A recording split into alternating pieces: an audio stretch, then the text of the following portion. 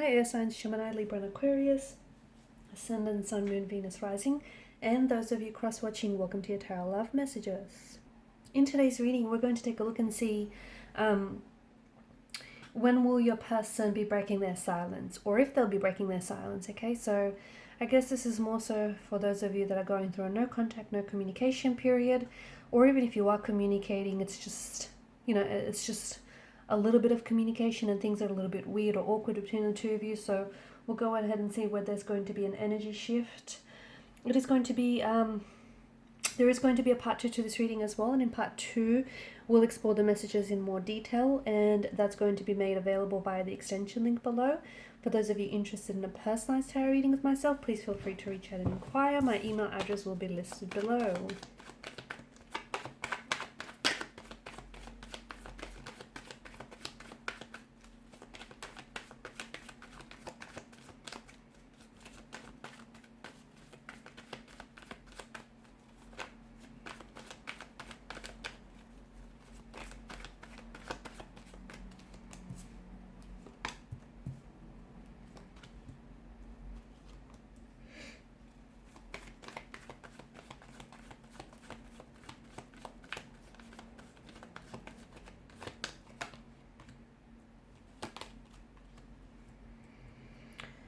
Okay, so it does feel like your person right now is, well, they're feeling all sorts of things, okay? So just because they're not communicating with you, it doesn't mean that you're not on their mind, okay? This is someone who is, who's thinking about you, but I don't feel like they're communicating. And more specifically, I don't feel like they're expressing or communicating their emotions to you. They're going through all sorts of things. This is someone who stays up late at night stressing over you. This is someone who... I feel like this person thinks about you a lot of the times. There's a lot of, I don't know if you guys shared and created a lot of memories, so this person is being reminded of you.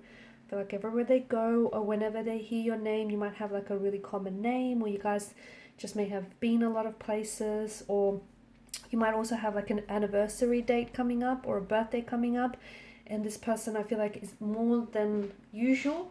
This person is really thinking about you, is really reminded of you, and everywhere they look, it's like they see you, they remember you, they can't forget you. The thing is, I feel like they're really forcing themselves to move forward, or they're really forcing themselves to let go. They don't want to, okay, and that's what's making it very hard. That's what, they're holding on to you.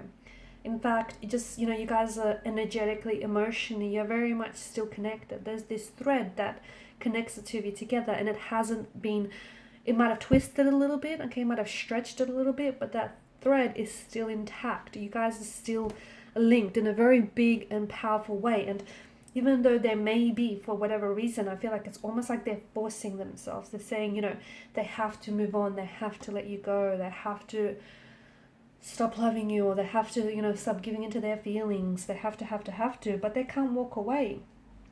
For some of you, I feel like you're the one that may have ended the relationship. You're the one that may have, decided to walk away or take a break in this relationship. That's something that's really hurt your person. Whether they've expressed this to you or not, that's something that really jaded their ego. Okay, it really hurt their ego, really bruised their ego over here in their pride. This is someone who, more than that as well, I feel like this person does have like abandonment issues. I do feel like this person has had they've experienced a lot of hurt and abandonment in the past, and they thought you were someone that they were going to marry, and you were someone that they're going to spend the rest of their lives with. And when you walked away or pulled away, I feel like this is when their world came crashing down. This is when things got really intense for your person, because they had plans, that they had the intentions to marry you. They were talking about you and their feelings for you to their family and friends, and how you might just be the one, and they might see themselves, building a life with you, marrying you, moving in together, building a home, a family here. Okay, this person still cares for you. They care for you deeply. It's almost like, or if they were the ones to walk away, it's almost like they were trying to protect you from them. I know it sounds strange, doesn't it? But they were trying to protect you from them. Maybe this is someone who's hurt you in the past a lot with the things they said or the things they did. And I feel like there's some sort of patterns here.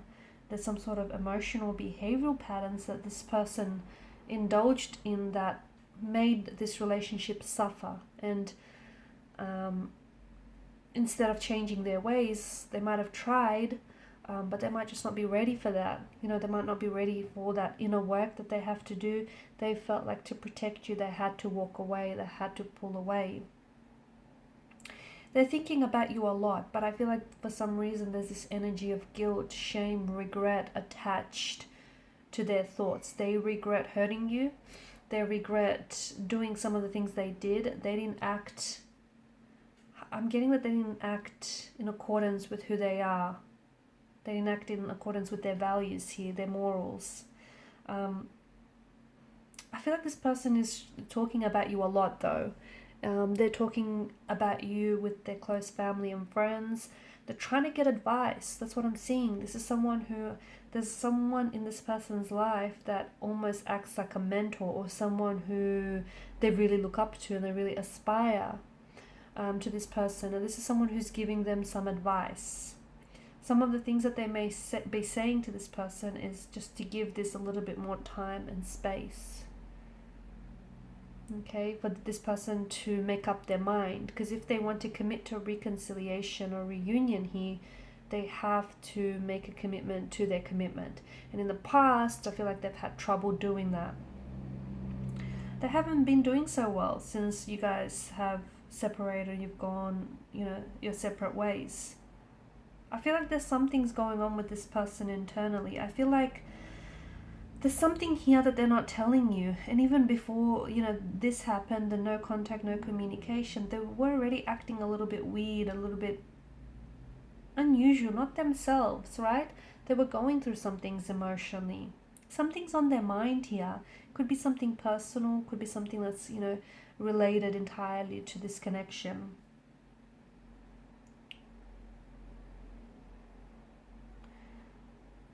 I do see there being contact, I do see there being communication, but here's the thing. I feel like this person's trying to work through a lot of things. I feel like this is someone who is... Look, I feel like they've maybe tried to even reach you or contact you in the past. Like, they may have been writing and rewriting their messages. They may even try to... they may have even commented on some of your social media pages. But I feel like this person, I don't know why, I feel like, because I'm getting it's almost like there's been some blockages. I don't know if these are emotional blockages, or I don't know if this person has blocked you. And again, that's in an attempt to... They know they care about you, okay? And they know that they love you and they haven't stopped loving you. But they're afraid of their feelings for you. They're afraid... I don't think they've ever loved anyone the way that they love you, and they're afraid of that. And I feel like they're trying to keep... Purposely, they're trying to keep a distance. Some people, especially those who have suffered a lot of hurt, pain, abandonment and rejection in the past, they will indulge in sabotaging behavior where they will leave the relationship before the other person gets a chance to do so, depriving that person of the opportunity to hurt them. I'm not saying that the intention was there to hurt this person, but in this person's mind, this is seen as a protective measure, a defense mechanism.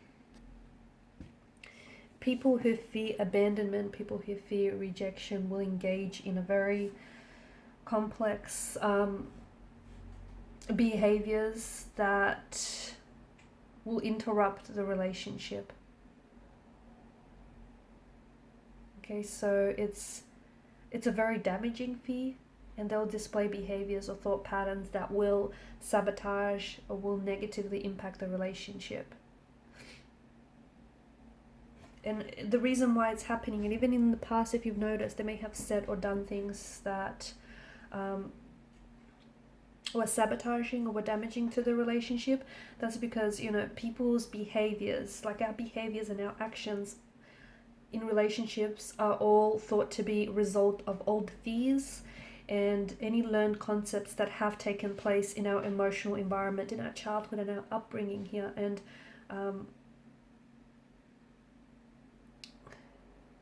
I'm seeing that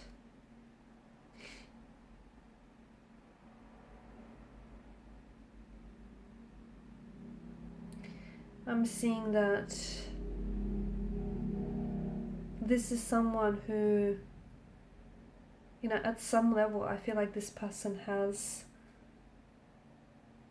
pulled away or is keeping their distance here.